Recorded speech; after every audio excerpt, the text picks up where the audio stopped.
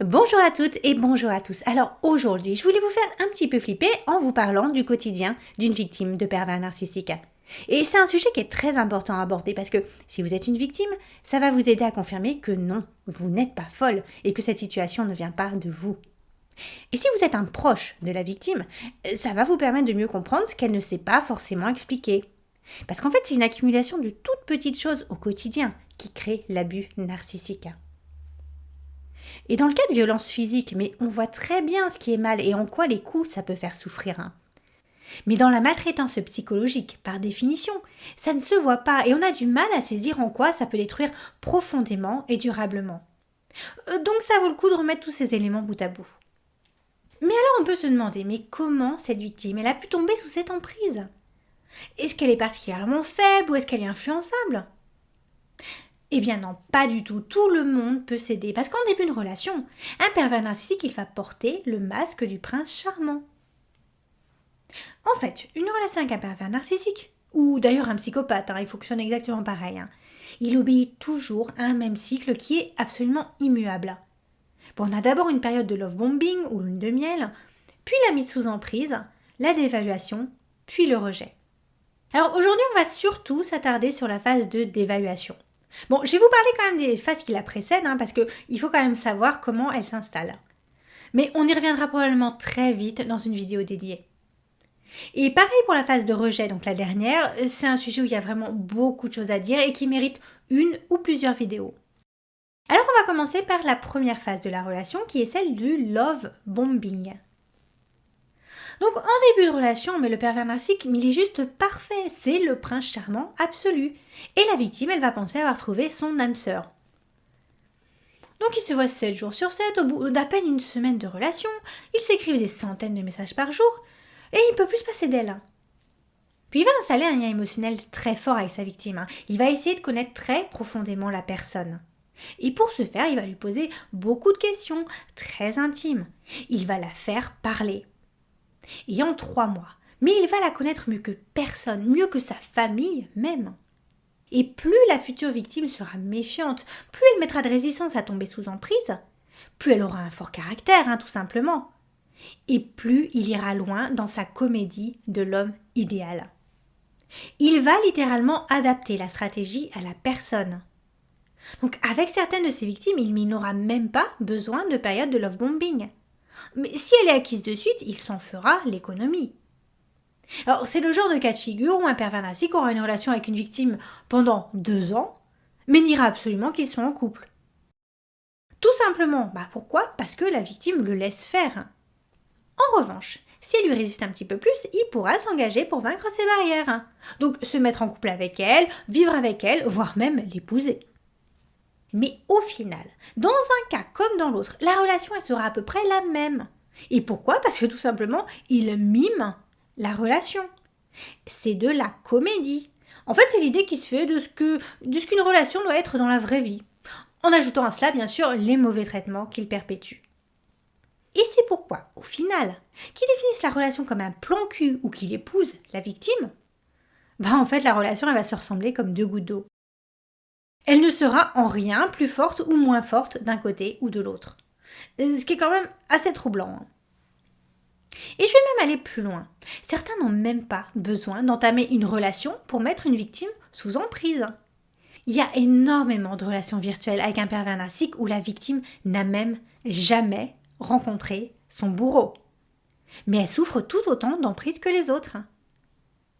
Et alors il y a aussi ces victimes qu'il retrouve juste pour coucher avec elle. Sans apparente passion, sans simili-sentiment. Juste des plans cul, mais de la façon la plus vulgaire qui soit. Il va les voir 1 heure, coucher avec elle puis se barrer. 1 à 2 fois par semaine, voire 1 à 2 fois par mois. Mais ce qui est hallucinant, c'est que par contre, il va pouvoir faire 80 km aller-retour à chaque fois pour les voir et maintenir un contact par écrit entre-temps. Alors que, je suis désolée, mais à l'époque de Tinder, c'est tellement simple de faire des rencontres sexuelles à proximité que ça n'a juste aucun sens. Mais comme je vous l'ai expliqué dans l'une de mes précédentes vidéos sur la sexualité des pervers narcissiques, il ne va pas éprouver un plaisir sexuel par l'acte en lui-même. Il va éprouver du plaisir sexuel au travers de l'emprise qu'il a sur sa victime et de la souffrance qu'il lui inflige. Mais plus j'étudie les témoignages de victimes et plus je me rends compte et plus je réalise à quel point n'importe qui peut se faire avoir. Un pervers narcissique, il va ajuster les moyens mis en œuvre en fonction de la vulnérabilité de cette personne à être mise sous emprise à cet instant T. Si elle résiste, il va sortir le grand jeu. Mais si c'est une proie facile, entre guillemets, il s'épargnera tous les efforts. Alors on va parler à présent de la deuxième phase de la relation qui est la mise sous emprise. Et lorsque la victime commence à être bien accro, qu'elle entre sans même le savoir en mode dépendance affective, il y a quelques petits cracks qui commencent à apparaître dans la relation idéale avec la personne, homme ou femme, idéale.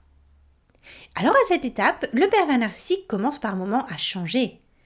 Il va commencer à être de plus en plus exigeant, de plus en plus critique. Il va avoir par moments des propos un petit peu blessants. Mais attention, il précisera toujours « Ah mais je dis ça, mais c'est pour ton bien ». Puis au début, ce sera 3 fois rien. Que cette robe la boudine un petit peu, qu'elle rit un petit peu trop fort, que ce qu'elle dit c'est un petit peu bête. Et puis, il va commencer à devenir de plus en plus contrôlant. Si c'est un homme, il va trouver que les autres hommes la regardent un petit peu trop. Donc elle va faire plus attention à ne rien porter de trop sexy. Il va aussi vouloir savoir à qui elle écrit, si elle voit d'autres personnes. Il va lui dire qu'il n'aime pas trop ses amis, sa famille, qu'il l'attire vers le bas ou bien qu'ils sont toxiques. Du coup, pour lui faire plaisir, elle les verra un petit peu moins. Puis de moins en moins, plus du tout. Rapidement, il va occuper 100% de l'univers de la proie. Toute la vie de la victime commence à être rythmée par ces messages, cette omniprésence et la vie du pervers narcissique. Et c'est là qu'on passe à la troisième phase de la relation qui est la dévaluation. La dévaluation, c'est le cœur de la relation avec un pervers narcissique. En fait, les étapes précédentes n'ont servi qu'à installer celle-ci. Donc les humiliations, les rabaissements constants et les insultes empirent. Ils deviennent la norme. Mais attention, tout cela alterne également avec de très bons moments. Parce qu'avec un pervers narcissique, on passe les pires et les meilleurs moments de sa vie. Et c'est pour ça que les victimes, elles restent. Parce qu'elles vont toujours être dans l'attente que les moments de soi-disant bonheur absolu reviennent.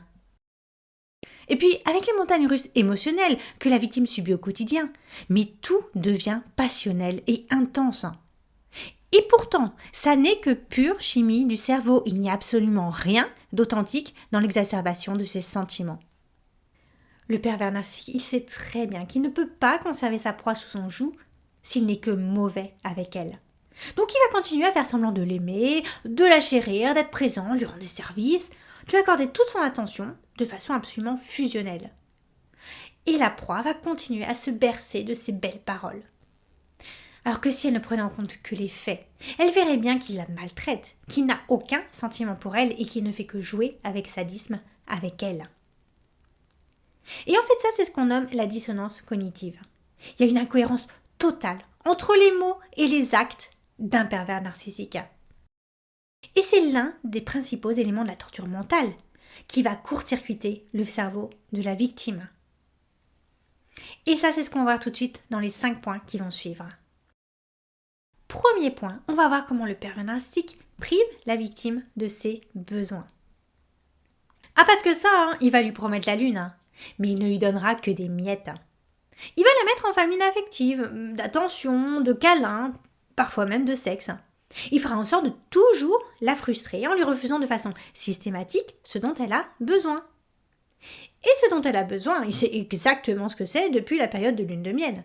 Il fera donc exprès de ne pas lui donner précisément ce qu'elle attend. Ce qui fait qu'assez vite, elle se contentera de à peu près rien. Elle sera aux anges juste parce qu'il ne l'a pas ignorée à table ou parce qu'il est parti chercher le pain à sa place. Alors, excusez-moi cette remarque, là je vais sortir de mon rôle d'observateur neutre, mais une relation entre guillemets avec un pervers narcissique, mais c'est en aucun cas une relation, c'est une parodie grotesque de relation. Et pour bien vous faire comprendre, si vous essayez d'aider une victime de pervers narcissique, pour vous faire comprendre l'ampleur de ce qu'elle vit au quotidien, mais rendez-vous compte qu'il va tout faire pour effréner le moindre élan de bien-être de sa proie. Si elle est heureuse, il va faire en sorte de provoquer une dispute. Si elle sourit, il va faire une remarque désagréable pour lui enlever ce sourire de son visage. Si elle est fière d'une réussite personnelle, il va l'humilier et lui expliquer par A plus B qu'elle n'a rien à voir là-dedans. Deuxième point, on va voir maintenant comment il détruit la victime en lui retirant sa joie de vivre. Parce que ça lui est tellement insupportable de voir quelqu'un éprouver des sentiments positifs, alors que lui, il en est incapable, qu'il va faire en sorte de gâcher les bons moments. Il fera tout pour transformer en cauchemar les moments qui devraient être heureux. Donc, les vacances, les voyages, les anniversaires de la victime, mais ce ne seront jamais des bons souvenirs. Il va inventer des embrouilles, des disputes, des drames. Il fera preuve de beaucoup d'imagination, d'ailleurs, pour créer de toutes pièces des sources de stress intenses. Il va faire en sorte d'annihiler tout élan positif, tout sentiment de bien-être, de bonheur ou de fierté dans la victime. Les victimes de pervers narcissiques ne sourient pas. Elles ne semblent pas heureuses. Alors d'abord parce qu'elles ne le sont pas, et ensuite parce qu'elles savent, comme un réflexe conditionné, que si elles montrent le moindre signe de joie, cela peut provoquer une dispute. Ah, les disputes! Mais elles deviennent le quotidien avec un pervers narcissique. Mais si vous demandez à la victime ce qui a causé cette dispute, elle sera en général absolument incapable de le dire, puisque le moindre détail, c'est un prétexte pour partir en live. Et le pervers narcissique, il est capable de partir, mais dans des rages incontrôlables. Bon, ce qu'on nomme les épisodes de rage narcissique. Mais pour tout et pour rien. Mais surtout pour rien. Et pendant ces crises de rage, mais ce sont des cris, des insultes, des objets qui volent, voire même des menaces de mort absolument effroyables. Ce qui nous amène au troisième point, qui est la décérébration des victimes. Parce que là, à cette étape, les victimes, elles finissent par marcher sur des œufs en permanence, à réfréner leurs pensées, à adopter un comportement en adéquation avec ce qu'elles pensent être le désir du pervers narcissique.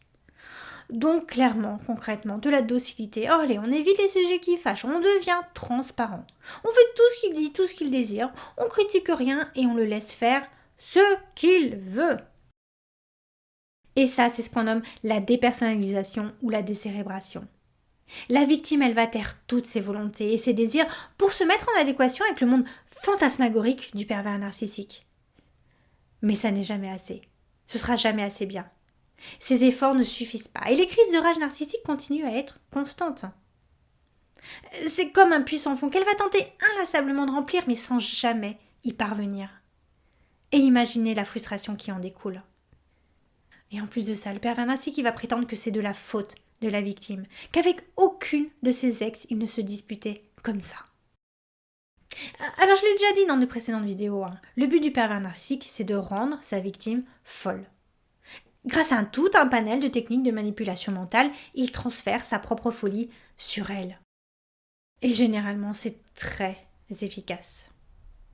Et ça, c'est ce qu'on va voir dans le quatrième point. On va parler de la façon dont il cherche à rendre sa victime folle.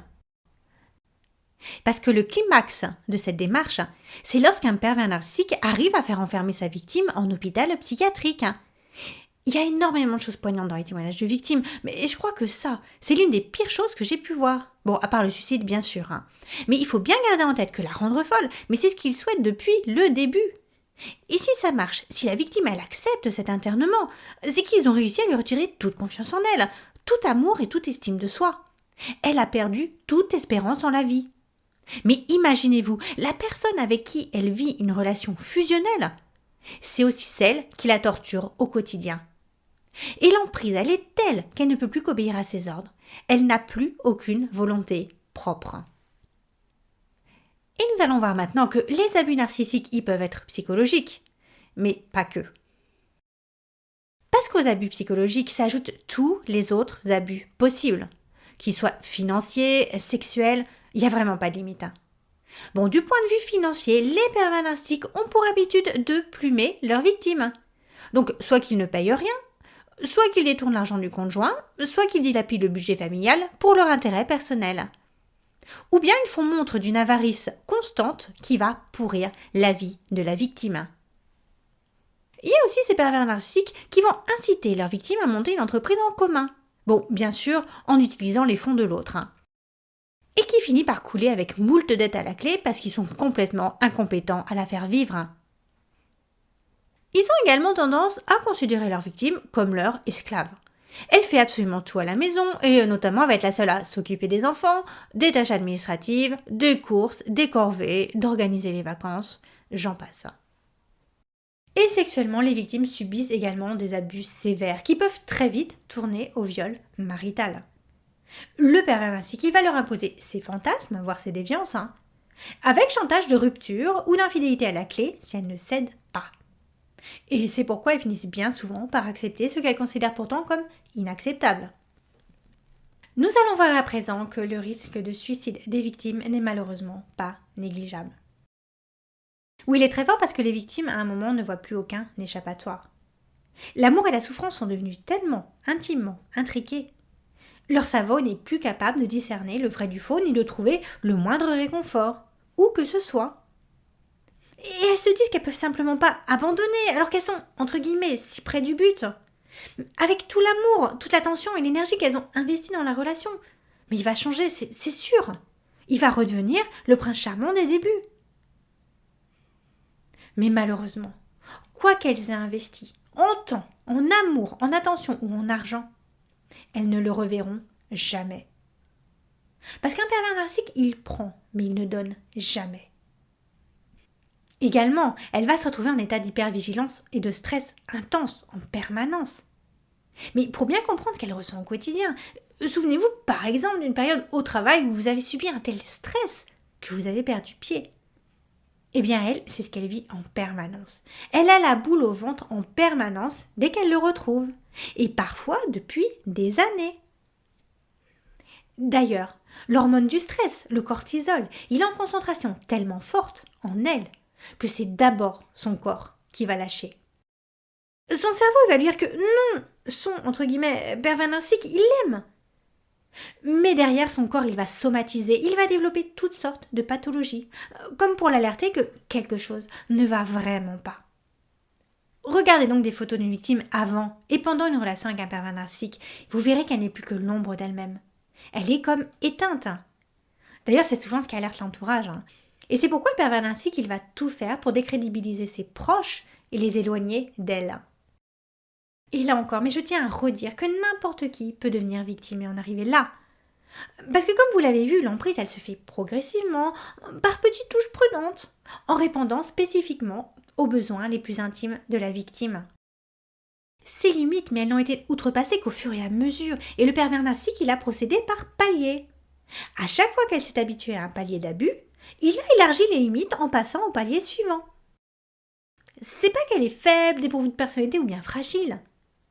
D'ailleurs, mais je ne cesse d'entendre des témoignages de victimes qui se disent dotées d'un très fort caractère. J'en ai croisé également. Donc, c'est vraiment un piège subtil dans lequel tout le monde peut tomber, y compris l'entourage de la victime, qui va lui aussi largement subir l'emprise et croire les fables que raconte le pervers narcissique. Et c'est terrible, parce qu'ils sont des maîtres de la manipulation et ils bénéficient d'une grande impunité grâce à ça. Ils sauront même retourner les autorités et la justice.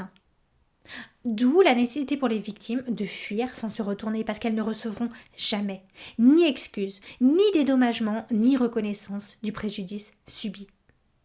Ça, c'est également quelque chose dont elles devront faire le deuil. Voilà, j'espère que ce podcast vous a plu. Bon, alors je tiens à souligner que ce qu'on a vu aujourd'hui dans ce podcast, c'est la version Disney. Parce qu'on va encore plus loin dans l'horreur du quotidien avec un pervers narcissique. Bon, même si je vous l'accorde, vivre au quotidien ce que je viens de décrire, c'est déjà l'enfer. Mais j'ai déjà fait une vidéo sur les tortures psychologiques qu'un pervers narcissique inflige à ses victimes. Donc je vous remets le lien ci-dessus, n'hésitez pas à aller jeter un petit coup d'œil. Ça, c'est la version adulte. J'emploie pas le mot de torture pour rien. Donc avec ces deux vidéos, en fait, vous avez une vision assez précise de ce qui va mener les victimes à leur destruction psychologique totale. Et alors, n'oubliez pas surtout de jeter un petit coup d'œil à mon livre « Accompagner les victimes de pervers narcissiques ». Il s'adresse aux proches des victimes et il va vraiment leur faire comprendre ce qu'elles ont vécu. D'ailleurs, une partie du texte de cette vidéo en est tirée, donc je vous remets le lien ci-dessous dans la description. Donc, n'hésitez pas surtout à mettre un petit pouce bleu, ça me fera très très plaisir, à liker, à commenter et à partager. Et surtout à vous abonner, parce qu'il y a plein de nouvelles vidéos qui arrivent. Alors, à bientôt!